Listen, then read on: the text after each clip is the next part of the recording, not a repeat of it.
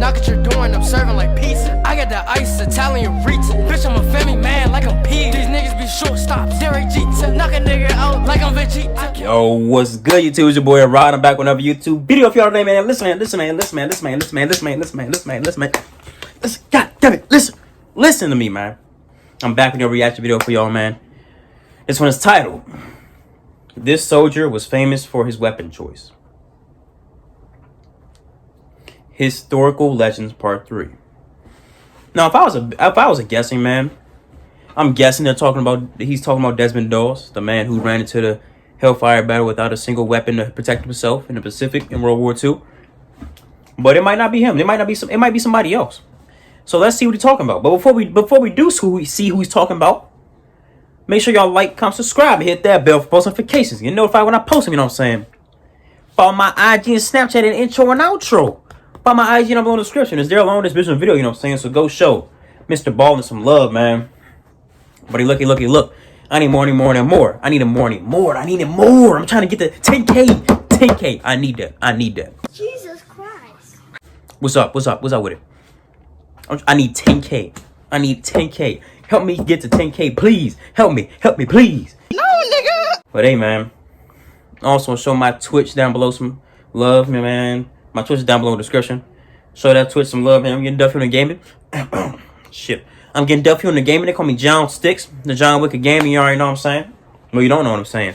So subscribe, follow my Twitch, subscribe, whatever you want to call it, to my Twitch. And then you'll find out what I'm saying. You know what I'm saying? 'Cause I'm John Sticks. I'm the John Wick of gaming. You know what I'm saying? So yeah, tune into that. But hey, look. Let's hop to this video. I mean, without a further ado, let's hop to this video. Shall we? Put in the basket. Let's get it. There are some. God damn it. What the hell's going on here? I swear I'm about to throw his computer out the damn window. There are some people that everyone should know about, and one of those people is Jack Churchill. And Ratu Tough. Boy, if you don't get Story, if you're a fan of the strange, dark, and mysterious delivered in story format, then you come to the right channel because that's all we do, and we upload 3 or 4 times every week. So if that's of interest to you, please invite the like button to come out with you for a nice casual get-together, and when you're about halfway through dinner, start aggressively hard-selling your multi-level marketing scheme. Also, please subscribe to our channel and turn on all notifications so you don't miss any of our weekly uploads. All right, let's get into today's story. Subscribe to me, Ratu Tough. You know what I'm saying? I need it. 10K on the way. 10K loading. On the road to the riches, baby.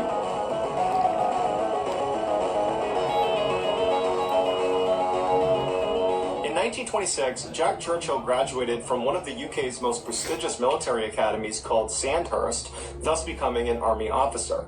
His first assignment was to an infantry unit stationed in Burma, but when he got there, it was peacetime, so Jack didn't have much to do. But instead of just sitting around all day, Jack did what any other restless young military officer would do, and he mastered the bagpipes, despite being 0% Scottish. He also took a trip across the entire Indian subcontinent on his motorcycle, almost entirely on unpaved roads. But in 1936, despite these incredible side hobbies, he just wasn't really that interested in being a part of the military when there wasn't anything going on, and so he decided to get out. He moved to Nairobi, Kenya, where he became a newspaper editor / male model / movie extra. During his off time, he still took his bagpiping very seriously, placing second in a prominent piping competition in 1938. He also picked up another hobby, archery, and he became so good at it so quickly that he was chosen by England to represent them in the Archery World Championships in 1939. Later that same year, when World War II broke out, Jack decided now's a good time to get back into the army. So he rejoined the army, and he was promptly sent to France to help defend their borders against a potential Nazi invasion. But shortly after Jack arrived, Hitler was able to push through those defenses, and he launched a brutal blitzkrieg campaign against the Allies in France. Blitzkrieg is a military tactic that's basically an all-out attack, all at once, with everything you got. So planes, tanks, artillery, infantry, you just send all of it in an attempt to overwhelm your enemy before you run out of resources. And in this case, Hitler's blitzkrieg was successful. In just 6 weeks, they not only invaded France, they conquered it. They took that joint over. over. That 6-week battle for France that the Allies ultimately lost, Jack made a name for himself by employing 2 particular weapons that nobody else in World War II was using. He is the only one who used these weapons for the entirety of World War II. Jack and 2 other infantrymen were up on this hill overlooking this town that was full of Nazis, and at some point 5 Nazis come running out to the edge of this town, and they duck behind a wall that's about 30 meters away from Jack. And one of these Nazis stands up and quickly crumples to the ground, and his 4 Nazi comrades look to see what happened to him, and they see a dead man on the ground with the back end of an arrow jutting out of his chest. No way. That arrow was fired by none other than Jack Churchill. That man using a bow and arrow? Duration of World War II, he didn't carry a gun. He didn't need a gun. Instead, he carried a bow and arrow and a long broadsword. Although periodically he would scoop the weapons off of dead enemy soldiers, and he would fire those. When asked why he didn't just carry a gun in the first place, he responded, "Any officer that goes into action without his sword is improperly dressed." From then on, he became mad. A true Englishman. And his peers loved him. A true His Englishman. leadership hated him. They said he was setting a terrible example, that no one should be running around with a sword and a bow and arrow. But he was so effective, they let him continue. Throughout the brutal 6-week battle for France, Jack would lead dozens of these small raids against the Nazis, and he would just pick them off one by one with his bow and arrow and with his sword. And in one particular raid, he got shot through the neck. What? But he was so nonchalant about it that when he got back to base, someone was like, "Hey, Jack, you're bleeding." And he was like, "Oh, yeah, I am." They were like, "Well, what happened?" He's like, machine gun. After the Allies finally lost this battle for France and were forced to evacuate, they found a diary from one of the British soldiers, and in it he talks about the one thing that motivated him and the other troops around him, and that was the sight of Mad Jack running hither and thither with his bow and arrow and his broadsword. For his bravery in France, Jack was awarded the Military Cross. After leaving France, Jack heard about this new unit, the Commandos, that was being stood up to aggressively sabotage Nazi operations, and they were looking for volunteers. And Jack didn't know much about what they were going to do, but they promised combat, and so he was all for it, and he volunteered. The commando unit would go on to become the famous British Special Forces, and the training they put Jack and the other volunteers through was absolutely brutal. And Jack just loved it. He loved being in the commandos. After graduation in 1941, Jack was put in command of a commando unit that was tasked with going to this Norwegian town of Vågsøy and taking down a Nazi garrison there. And so they loaded up into their amphibious landing craft, and Jack's got his kilt on, and he's got his bagpipes, and he plays the bagpipes on the entire transit over to Vågsøy to pump up the commandos. And then Jack's landing craft was the first to reach the shores, and when its ramp came down, Jack was the first off, and he just kept playing his bagpipes. That's him? The fact that the Nazis now see them, and they're shooting at them. So rounds are impacting around him as he's blaring his bagpipes, and only when he finished his song did he shoulder his bagpipes, pull out a grenade. He saw some Nazis running along the ridgeline. He throws a grenade at them and pulls out his sword and runs into battle. In just a few hours, the Nazi garrison had fallen, and Jack was awarded his second military cross. During the Italian amphibious landings in 1943, Jack again was in charge of a commando unit, and they were tasked with capturing a Nazi observation post that was in this town just outside of Salerno. It was well defended and fortified, and Jack and his men were outnumbered 20-1.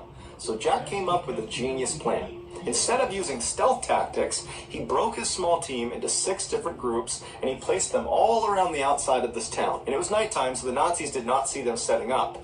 And then on Jack's call, he had them all yell out at the exact same time, "Commando!" And the Nazis in the town were so caught off guard by all this yelling coming from all around them, they assumed a huge force is coming to take over this town. And so they went on the defensive. And so after their big war cry, Jack and his group are the first to charge down into this town, and Jack and one other guy would actually splinter off, and they would discover this big group of Nazis that were setting up their mortars. And so Jack and this guy sneak up behind one of them, and Jack grabs him from behind, holds this sword to his throat, and orders him to tell the rest of the team to surrender.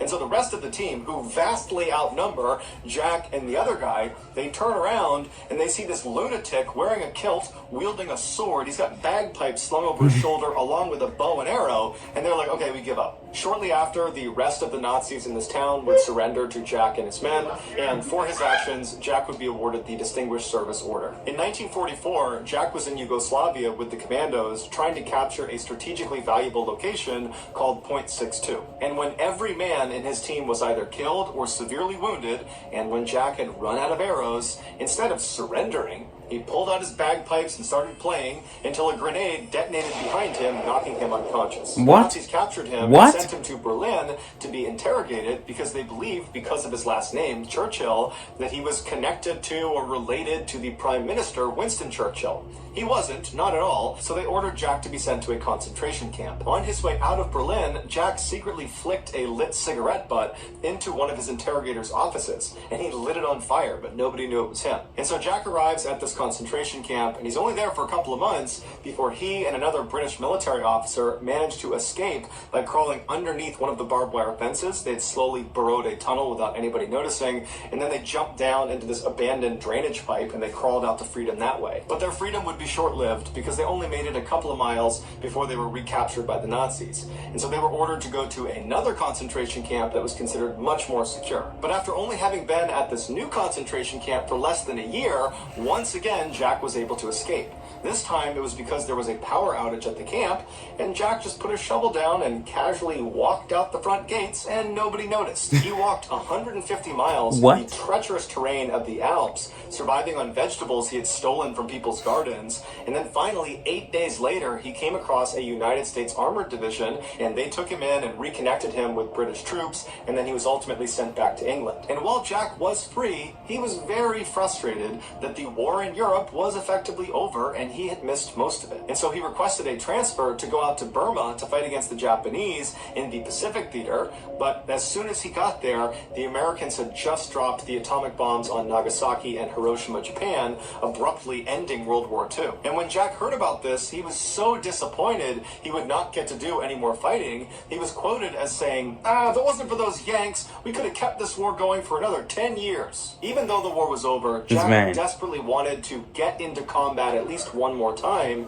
and so he went to jump school and qualified as a parachutist at the age of 40, and with this new qualification, he was assigned to a light infantry unit, and they were deployed to Palestine to train their army how to better fight the Arab forces. And while he was there, he gained even more fame when he defended a Jewish medical convoy from an Arab ambush, and he did this all while wearing a kilt.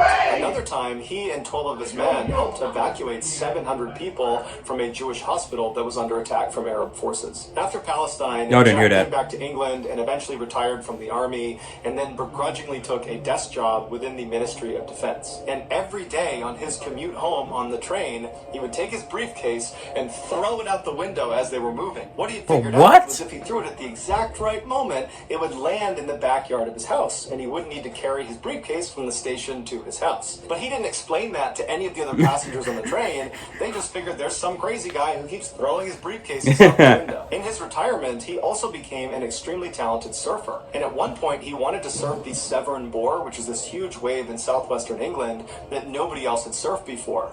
And locals that were familiar with this treacherous wave, they cautioned him and said, you really shouldn't do this. And he looked at them and he just said, I'll be all right. And then he proceeded to be the first person ever to successfully ride that wave. Jack would ultimately die in 1996. He was 89 years old. So that's going to do it, guys. If you found the secret in today's episode, let us know in the comments what it is and where you found it. So give us the timestamp. And if you're the first to do that, we'll pin you at the top of the comments section. If you enjoyed today's video and you haven't done this already, please... That's in that video, man. That man, Jack Churchill. That man, Jack. That's a fine Englishman, if I do say so myself. That is a fine man.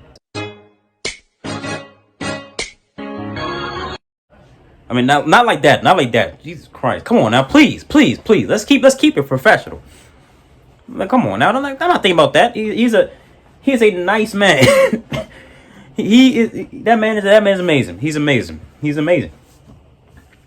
That man has a knack for combat.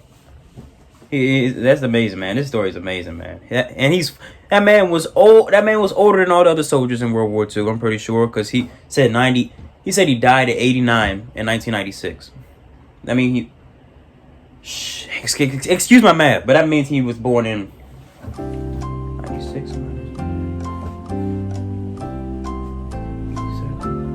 He was born in 1907. I'm so freaking dumb. Of course he was born in 1907. He was born in 1907.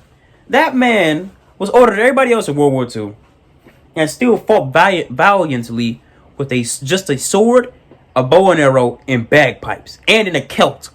That man was running around in a skirt and still did all that. That's amazing, man. That's amazing. I mean, I love hearing these stories, man, about these amazing people, man, especially when they survive in the end. It's so amazing, man. That's an amazing man. But hey, look, hope y'all enjoyed this reaction, man. Make sure y'all like, comment, subscribe. Ding! You know what I'm saying? And hit that bell. I already did. I just did that. The fuck am I talking? And like, and follow my IG, Snapchat, intro and outro for my IG down below the description. Is there along this original video? You know what I'm saying? So go show Mr. Ballin some love, man. But look. I need more. You already know I'm rocking, man. I'm on the road to 10K. Help me get there, please. Help me, please, man. I need it. And also, follow my Twitch, you know what I'm saying? It's down below in the description. Getting dubbed in the gaming. They call me John Sticks. I'm the John Wicked Gaming. You know what I'm saying? So, tune into that. They're doing some amazing stuff on the game. But look, with all that being said, I am